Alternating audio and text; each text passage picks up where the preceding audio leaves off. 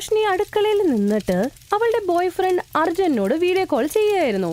അപ്പോഴേക്കും അവളുടെ അമ്മ ഊർമിള അങ്ങോട്ട് വരും. എന്റെ ദൈവമേ, ആ കറി മുഴുവൻ കരിച്ചു വെച്ചു. ഞാൻ ഗ്യാസ് ഓഫ് ചെയ്യാൻ പറഞ്ഞു വിട്ട കൊച്ചാണ്. അവൾ എന്താ ചെയ്യണേ നോക്കിയേ. വീഡിയോ കോളും ചെയ്തോണ്ടിരിക്കുക അങ്ങോട്ട്.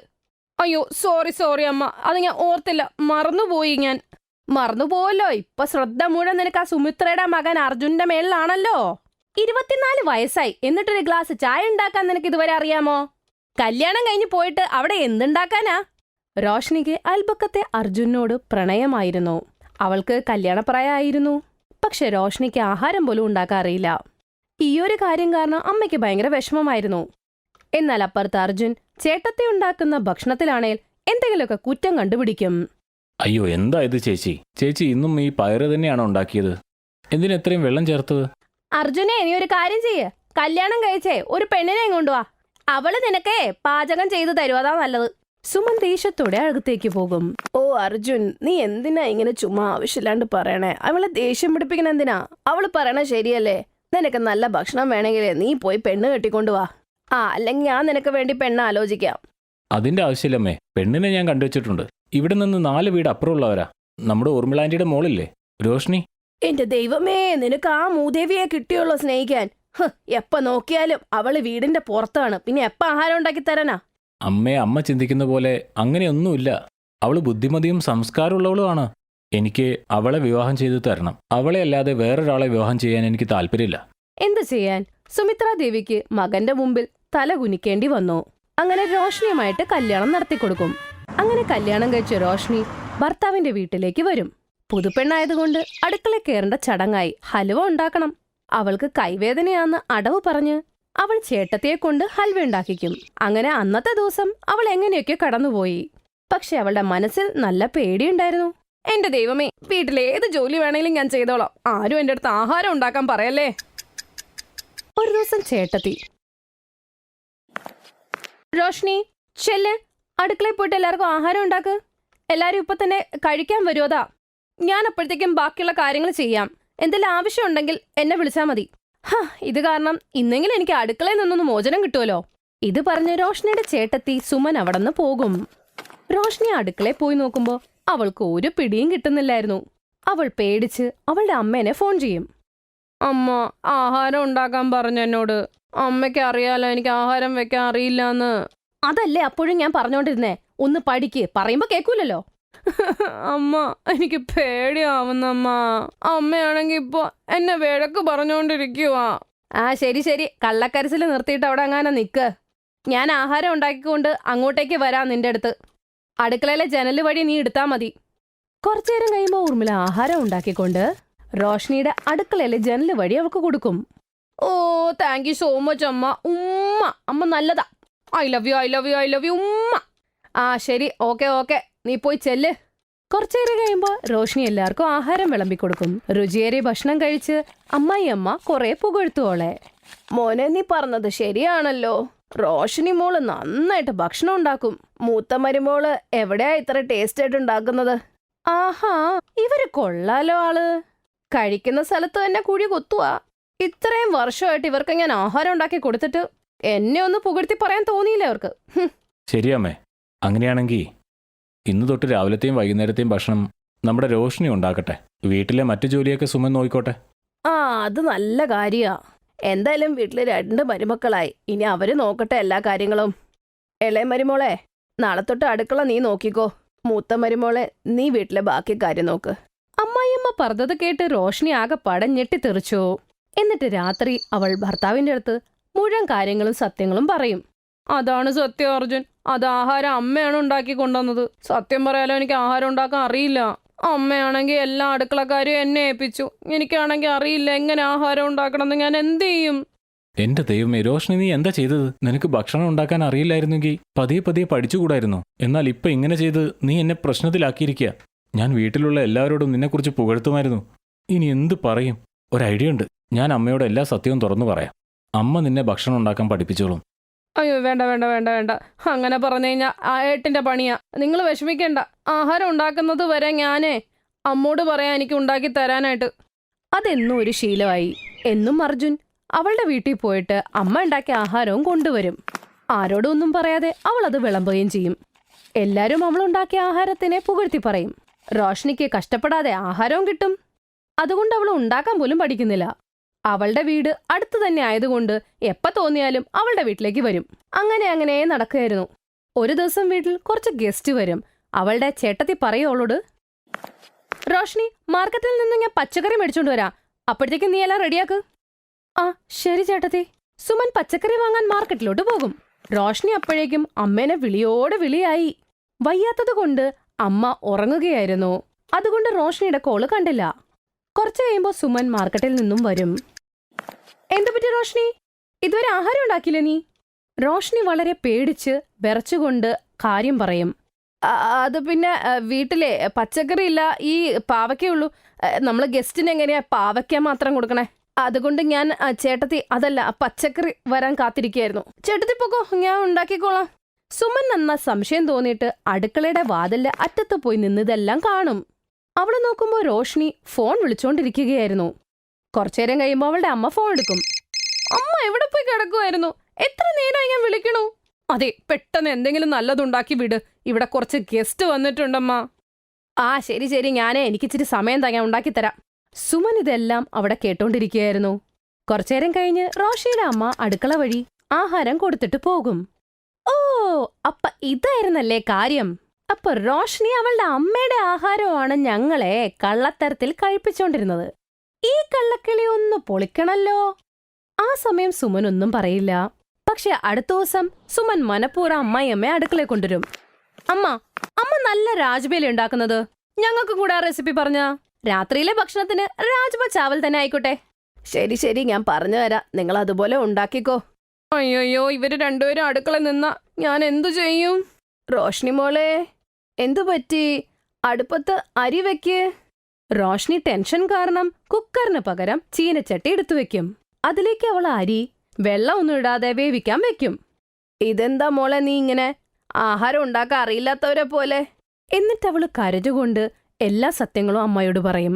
അമ്മ, ഞാൻ ഈ ആഹാരമൊക്കെ എന്റെ വീട്ടിൽ നിന്ന് കൊണ്ടുവന്നോണ്ടിരുന്നേ.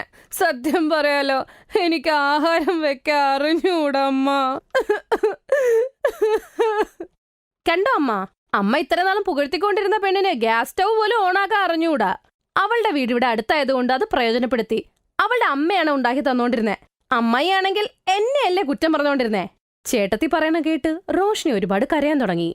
അപ്പോഴേക്കും അമ്മായിയമ്മ മൂത്ത മരുമോളോട് പറയും, നീ മിണ്ടാതിരി. കല്യാണം കഴിച്ച് നീ വന്നപ്പോ നിനക്ക് ആഹാരം ഉണ്ടാക്കാൻ അറിയായിരുന്നോ? നീയും നിന്റെ വീട്ടിൽ പോയല്ലേ ആഹാരമൊക്കെ ഉണ്ടാക്കാൻ പഠിച്ചത്.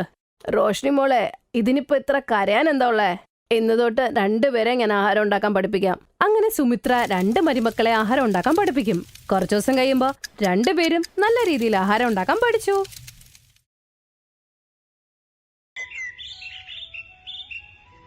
വരൂ കുഞ്ഞു മരുമോളെ, വരൂ. ഞങ്ങളുടെ ഈ പാവപ്പെട്ട കുടിലേക്ക് നിനക്ക് സ്വാഗതം. നീലൻ ചെറിയ മരുമകളെ വീട്ടിലേക്ക് സ്വാഗതം ചെയ്തവളുടെ മുറിയിലേക്ക് ആക്കും. അകത്തേക്ക് വന്നു കഴിയുമ്പോൾ മരുമകൾ ബബിത 4 വശത്തും അങ്ങ് ചുറ്റിനും നോക്കും. ഇത് കണ്ട് അമ്മായിയമ്മ അവളോട് പറയും, എന്താ പറ്റിയത് മോളെ? എന്താ നോക്കുന്നേ? അമ്മ, ഈ മുറി വല്ലാതെ ചെറുതല്ലേ? എന്തേലും ആവട്ടെ, എന്റെ മുറി ഏതാണമ്മ? കല്യാണത്തിന്റെ ചടങ്ങൊക്കെ കഴിഞ്ഞപ്പോ ക്ഷീണമായി പോയി. എനിക്കൊന്ന് വിശ്രമിക്കണം. മോളെ, ഇത് തന്നെയാ നിന്റെയും ചേട്ടത്തിയുടെ മുറിയും. നിങ്ങൾ രണ്ടുപേരും ഇവിടെയാണ് നിൽക്കേണ്ടത്. എന്താണ് അമ്മ ഇങ്ങനെയൊക്കെ പറയുന്നത്? എന്റെ ഇപ്പൊ കല്യാണം കഴിഞ്ഞതല്ലേ ഉള്ളൂ. പിന്നെ എങ്ങനെയാ ചേട്ടത്തിന്റെ കൂടെ ഞാൻ ഈ മുറിയിൽ താമസിക്കുന്നത്? മോളെ, നിനക്കറിയാലോ ഇവിടത്തെ അവസ്ഥയൊക്കെ. ശരിക്കും ഈ ഒരു വീട്ടിലാകെയുള്ള ഈ മുറിയാ. ഉള്ളത് വെച്ച് ജീവിക്കാൻ പഠിക്കണം മോളെ. ഞാനാണെങ്കിൽ അടുക്കളയിലാണ് പാവിരിച്ച് കിടക്കുന്നേ. അവൾക്ക് നല്ലോണം ദേഷ്യം വരും. വൈകുന്നേരം ആകുമ്പോ ചേട്ടത്തി വന്നിട്ട് ഒരു ഗ്ലാസ് വെള്ളം കൊണ്ട് പറയും, ഇന്നാ ബബിത, നിനക്ക് വേണ്ടി വെള്ളം. ഇനി എന്തെങ്കിലും വേണമെങ്കിൽ പറയണം. അങ്ങനെ 2 ചേട്ടനിയന്മാരും സ്വന്തം ഭാര്യയും കൊണ്ട് ഒരേ മുറിയിലാണ് കിടന്നത്. ഒരു മൂലയ്ക്ക് മൂത്ത മകനും ഭാര്യയും കിടന്നു. അപ്പുറത്തെ മൂലയിൽ അനിയനും ഭാര്യയും കിടന്നു.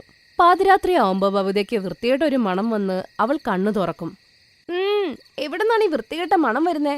ഏതോ പൂച്ച വന്ന് ഇച്ചിച്ച ഇട്ട പോലെ ഉണ്ടല്ലോ മുറിയിൽ. അവൾ അവിടെ ഇവിടെയൊക്കെ തെരഞ്ഞു നോക്കും, പക്ഷെ ഒന്നും കാണില്ല.